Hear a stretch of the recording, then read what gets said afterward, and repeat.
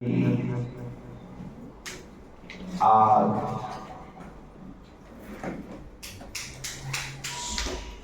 और शत्रुओं से हमेशा बच के रहना चाहिए, क्योंकि ये किसी के नहीं होते। पानी डुबाने का काम करता है, आग जलाने का काम करती है, शत्रु गिराने का काम। इसलिए इनसे बच के रहना ही समझता है। मेरा नदी में डूबना ये तो किस्मत थी, मेरा पुण्य था, मुझे बचना था डूबने से, क्योंकि मुझे बचाना था कईयों को डूबने से। दिलीप पाठक तो एक निमित्त बना।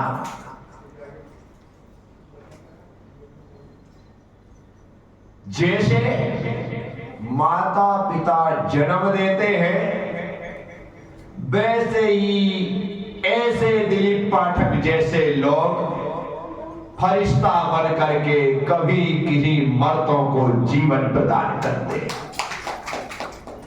मुझे जीवन मिला। वैसे तो पानी भी 3 अवसर देता है। एकदम से व्यक्ति डूब करके मरता नहीं है, भीतर जाता है, पानी बाहर फेंकता है, बच सको तो बच जाओ। भीतर जाता है, पानी दोबारा बाहर फेंकता है, बच सको तो। भीतर जाता है, पानी तीसरी बार बाहर फेंकता है, बच सको तो। यदि नहीं बचे तो गए। 3 अवसर हमें मिलते हैं। बचपन मिलता है, तर सको तो तर जाओ। जवानी मिलती है, तर सको तो तर जाओ। बुढ़ापा मिलता है, तर सको तो तर जाओ। अब तो भैया मर जाओ। क्या 3 अवसर मिले, बचपन के, जवानी के, बुढ़ापे के, तुमने तीनों में नहीं तरे तो बच गया मैं, बचा लिया गया मुझे। आज भी मैं दिलीप पाठक को लाख लाख धन्यवाद देता हूं। अब आप सोचो कि इसमें धन्यवाद देने वाली बात क्या है? यदि वो मुझे बचाता नहीं, मुझे निकालता नहीं, तो आज मैं इस रूप में थोड़ी होता। आज यदि मेरे जीवन में संयम आया तो मेरा जीवन बचा, इसलिए मेरे जीवन में संयम आया। इसी कारण से मैं उसे लाख लाख धन्यवाद देता हूं कि भाई तूने इसी जन्म में मुझे आत्म कल्याण करने के लिए ये जीवन प्रदान कर दिया। आप कह सकते हैं कि नदी में मेरा डूबना मेरे बैराग का कारण बना, क्योंकि मेरे दिमाग में बार बार यही बात खूब कि आज तो मैं गया था, उस दिन तो मैं गया था, उस दिन तो मैं मर ही गया था। छोटा जरूर था, लेकिन इतना तो जानता था कि जन्मना और मरना क्या होता है। इसी कारण से पहले मेरा भाई सुदर्शन बोल बोल करके मर गया, ऐसा बोल सकते हैं। लेकिन मैं मंदिर नहीं जाता कि भाई उसके रोज रोज मंदिर जाओ। मंदिर के सामने से रोज निकलता था, लेकिन ऊपर सीढ़ी माँ डांटती थी कि मंदिर जाया कर। मैं कहा होकर के आया, तो बोल तिलक लगा के आया कर। तो तिलक लगाने का बोला तो जाके से तिलक लगा के ही आते थे, दर्शन करके नहीं आते थे। हाँ, सुदर्शन बोलता था सारे बच्चे पाठशाला आते हैं, तू भी पाठशाला आया कर। नहीं जाता था, क्योंकि मेरे मोहल्ले में जितने भी मेरे दोस्त यार थे वो सारे अजैन थे। कोई ब्राह्मण था, कोई कुर्मी था, कोई कुछ था, सब अलग अलग, लेकिन जेल एक। इसी कारण से वो जब पाठशाला नहीं जाते तो हम क्यों जाएंगे, वो खेलते तो हम भी खेलते थे, और बाकी दूसरे मोहल्ले में जहां जैन समाज थी वहां के बच्चे सब आते थे। सुदर्शन स्वयं पढ़ाता था, इसलिए वो बार बार बोलता था कि उसे लगा मेरा ही भाई पढ़ने नहीं आता, सारे गांव के बच्चे आते, सब लोग बोलते थे अपने गुड्डू को भी लाया करो, क्या, लेकिन गुड्डू तो आने को, लेकिन वो मेरा नदी में डूबना, मेरा बचना, हम मुझे भगवान अच्छे लगने लगे। ऐसा होता है, ऐसा कभी ऐसी जीवन में घटना घट जाए तो फिर व्यक्ति भगवान के उपकारों को कभी भूलता नहीं है। बचाने वाला भले दिलीप पाठक है, लेकिन ये भी तो लगता है कि उसे भेजने वाला भगवान है, अन्यथा भगवान नहीं भेजता तो कहां से कैसे आता। एक तो बात, मंदिर जाना प्रारंभ हो गया, पाठशाला जाना प्रारंभ हो गया, बराबर पाठशाला पढ़कर याद भी जल्दी होता था, कोई तकलीफ भी नहीं थी, पाठशाला चल रही। मजा तो तब आया जब मैंने समाज के ढेर सारे लोगों के बीच में एक कविता सुनाई। क्या कविता सुनाई, खूब तालियां बजी, क्योंकि मेरी बड़ी बहन प्रभा ने रेडियो में वो कविता सुनी होगी और उसने उस कविता को लिख लिया और लिख करके मुझे कहा कि गुड्डू ये कविता याद कर ले, अपन मंदिर में स्कूल में सुनाएंगे, बहुत अच्छी कविता है। उन्होंने लिख करके दिया, मैंने याद कर दिया, आज भी वो कविता याद है। आप कहो तो सुनाओ, अब छोड़ो क्या मतलब, अब कथा में कहानियां कहां से आ गई। हे प्रभु इस दास की इतनी विनय सुन लीजिए, मार ठोकर नाव मेरी पार अब कर दीजिए, मैं नहीं डरता प्रलय मृत्यु या तूफान से, कांपती है रूह मेरी हर समय इम्तिहान से। हे प्रभु इस दास की इतनी विनय सुन लीजिए, मार ठोकर नाव मेरी पार अब कर दीजिए, मैं नहीं डरता प्रलय मृत्यु या तूफान से, कांपती है रूह मेरी हर समय इम्तिहान से। टाइ टाटा रोज रटता हूँ प्रभु, पुस्तकों के रात दिन पन्ने पलटता हूँ प्रभु, पर भाग्य में ना जाने कौन सा अभिशाप है, रात को रटता सुबह मैदान मिलता साफ। टाइ टाटा रोज रटता हूँ प्रभु, पुस्तकों के रात दिन पन्ने पलटता हूँ प्रभु, पर भाग्य में ना जाने कौन सा अभिशाप है, रात को रटता सुबह मैदान मिलता। पी गई इंग्लिश हमारी खोपड़ी के खून को, सोनू पी गई इंग्लिश हमारे खोपड़ी के खून को, मैं समझ पाया नहीं इस भेद के मजहूर को, गणित के अतिरिक्त मुझको और कुछ भाता नहीं, पर गुणा करना मुझे आता नहीं। गणित के अतिरिक्त मुझको और कुछ भाता नहीं, पर गुणा करना मुझे आता नहीं। भूगोल में था प्रश्न आया, गोल है कैसे धरा, भूगोल में था प्रश्न आया, गोल है कैसे धरा, और मैंने पल में ही उत्तर लिख दिया खरा, गोल है पापड़, गोल है पूरी कचौड़ी, गोल पापड़। भूगोल में था प्रश्न आया, गोल है कैसे धरा, और मैंने पल में ही उत्तर लिख दिया खरा, गोल है पूरी कचौड़ी, गोल पापड़ गोल है, इसलिए हे मास्टर जी यह धरा भी गोल है, इसलिए हे मास्टर जी यह धरा भी गोल है। झूम उठे मास्टर जी इस अनोखे उत्तर से, और कापी पर लिख दिया शान से, ठीक है बेटा हमारी लेखनी भी गोल है, गोल है दामाद नंबर भी तुम्हारा, गोल है दामाद नंबर भी तुम्हारा, गोल है। राम रामो राम रामो हाय प्यारी संस्कृतम, रात भर पढ़े सुबह एग्जाम में वही नहीं आया। राम रामो हाय प्यारी संस्कृतम, तुम न आई मर गया मैं रूह गच्छ कटुमरम, अंड बंड चंड खंड रुंड मुंड चटाचटम, चट्ट रोटी पट्ट दाल चट्ट पट्ट समाचरम। क्या राम रामो हाय प्यारी संस्कृतम, तुम न आई मर गया मैं रूह गच्छ कटुमरम, अंड बंड चंड खंड रुंड मुंड चटाचटम, चट्ट रोटी पट्ट दाल चट्ट पट्ट समाचरम। संस्कृत में ऐसी शब्द तो होते चटपट स्वाचकम रोज मच्छर रात को कहता है कान में, होश करके बैठना में आ गया तेरे इम्तिहान में, मार थप्पड़ लात घूसा पर मुझे तू पार कर, पर मुझे तो पार कर। एक कविता हमने सुनाई मंदिर में, हमारे प्रकाश मामा ने फटाफट 2 रुपए इनाम में दिया। 2 रुपए इनाम। उस मैं बोलता हूँ उस टाइम पे तो अपन 2 रुपए में तो ऐसे उड़ने लगे साहब। 2 रुपए इनाम में मिले, 2 रुपए लाल वाला नोट, 2 रुपए का 2 रुपए इनाम। क्या कहना, झांकी पूरे गांव में, हर व्यक्ति गुड्डू क्या कविता सुनाई, मजा आ गया, गुड्डू बहुत अच्छी कविता सुनाई, मजा आ गया। इतने में तो अपने हौसले बुलंद हो गए।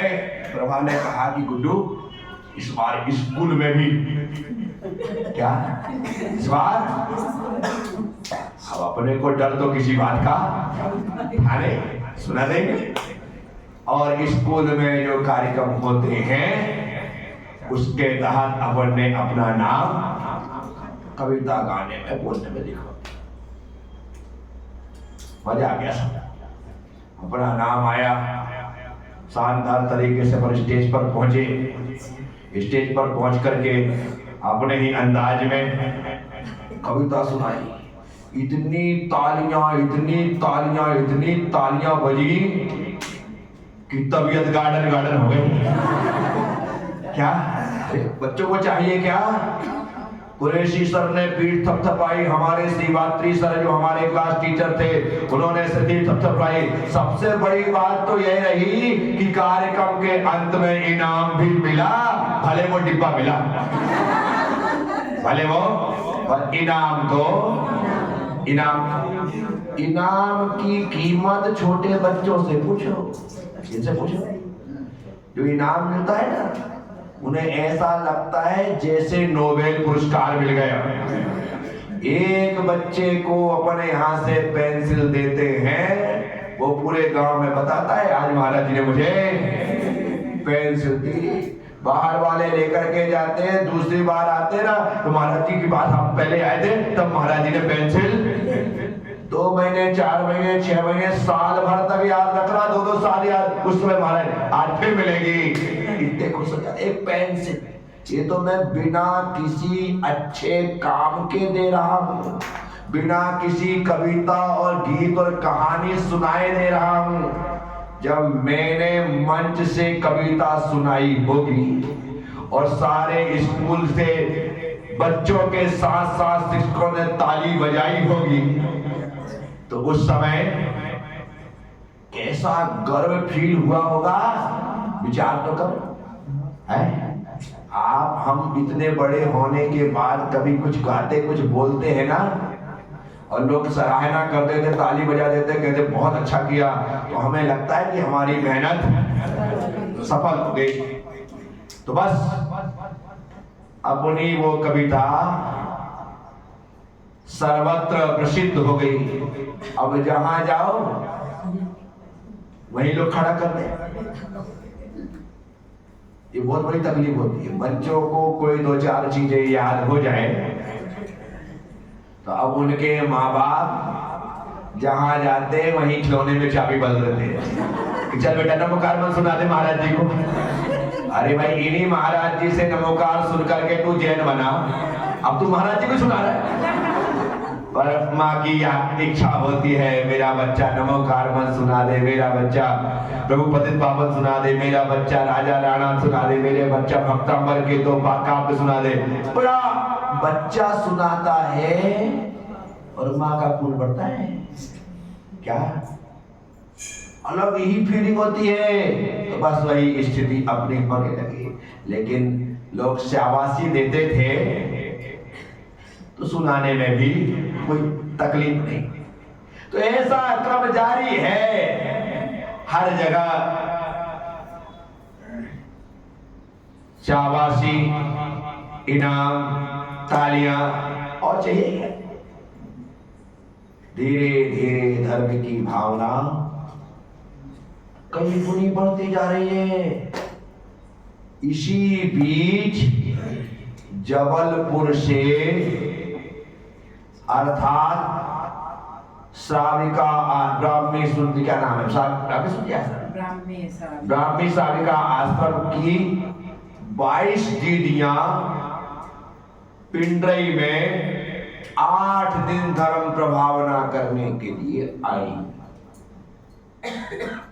उसमें सुमन दीदी, सुनीता दीदी, आपके स्नेह दीदी, इन 3-4 के नाम याद है, बाकी बहुत सारी दीदियां। गजब का माहौल, दीदियां आई है, दीदियां आई है, दीदियां क्या आई, ऐसा लग रहा था कि जैसे आदर से जागे हो। सुबह उनके साथ में उनके खाना खिलाने के लोगों को घर ले जाना, 2 दिन के घर जाएंगे, 2 दिन के यहाँ जाएंगे, ऐसा करेंगे वैसा करेंगे, ये सब होने लगा। इसके साथ शाम को प्रवचन होते तो पूरा हॉल भरा रहता। फिर वो दीदियां प्रश्न मंच कराती। स्नेह दीदी बच्चों से बहुत ज्यादा स्नेह करती, उन्हें अपने पास बुलाती, बिठाती। बस 8 दिन में तो बैराग ऐसा बढ़ गया कि अब तो मन ने निश्चय कर लिया कि मुझे इन्हीं के साथ जाना है। मैं ये भूल ही गया कि दीदी और मैं भैया बनूंगा। अपने को तो छोटे से बच्चे थे, पर दीदी के साथ जाना है, ऐसा दिमाग में फिर बैठा। 2 दिन 4 दिन ऐसे सब निकलने लगे। एक दिन दीदी ने प्रवचन दिया, सुनीता दीदी अर्थात वर्धमान की आरिका द्रौपदी माता जी, उन्होंने प्रवचन दिया। और प्रवचन दिया सैद्धांतिक, और सैद्धांतिक प्रवचन यह था कि जिसका 6 महीने तक किसी से बैर होता है उसकी अनंतानुबंधी कसाय हो जाती है, और अनंतानुबंधी कसाय के साथ वह नरक आयु का बंद करता है। अरे बाप रे, ये छोटी सी बात नरक जाता है, ये अपने को सुनाई पड़ गया और भीतर तक बात चुप गई। उस समय अपने पिंडरई में 3 दुश्मन थे।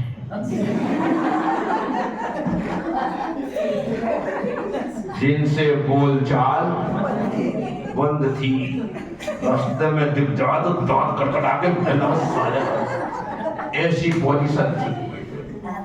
3 दुश्मन साहब। कितने दुश्मन? 3, जिसमें 2 लड़के 1 लड़की है। 2 लड़के और 1 लड़की। अब लड़की मतलब ऐसा मत समझता कि मेरी गर्लफ्रेंड थी। अरे तुम जल्दी गलत समझ जाओ। आजकल के लोगों को कैसे लगा देते हैं। 3 दुश्मन थे। एक मेरे क्लास टीचर द्वारकाधीश जी का बेटा जयशंकर श्रीवात्री, 8वीं पढ़ता था वो, किसी कारण बस हमारे झगड़े हो गए, बस दुश्मन। दूसरा मोहल्ले के ही पीछे रहने वाला एक दिलीप जैन, वो भी 8वीं पढ़ता था, उससे भी किसी कारण से झगड़े हो गए। क्यों हुए ये मुझे याद नहीं, पर इनसे झगड़े हुए याद। और एक पूर्णिमा जो हमारे घर में ही किराएदार थी सामने, उसका भाई पी जगन्नाथ अपना दोस्त था, और ये बड़ी थी, मेरे ख्याल से उनसे 2-3-4 साल बड़ी रही। कोई बात हुई, हम खेल रहे थे, उसने या खेलते खेलते हमारे से तौलिए में खेल दिए, या बॉल छिपा ली, या मैं छिपा था तो उसने बता दिया कि विवेक वहां छिपा है। कुछ ऐसा कुछ हुआ था। उसने हमारे खेल में विघ्न डाला कि अपन ने 2 घूंसे लगा। उसे बस इतना था कि वो तो बड़ी थी, और यहाँ मैंने मारा तो वो तो भैया और शेरनी हो गई। उसने भी अपनी फाइल निपटा दी, और अपन रोध होकर के खा रहा। 3 दुश्मन। कितने दुश्मन? 3। और माता जी ने कह दिया, जिनकी 6 महीने से ज्यादा किसी से दुश्मनी हो, बैर विरोध हो, वो नरक जाता है। टेंशन चालू। नरक जाना नहीं है। कहाँ नहीं जाना है? अब नरक नहीं जाना है तो इनसे कैसे क्षमा मांगना है ये विचार करते हैं। अब रात भर विचार करेंगे और कल क्षमा मांगेंगे। भगवान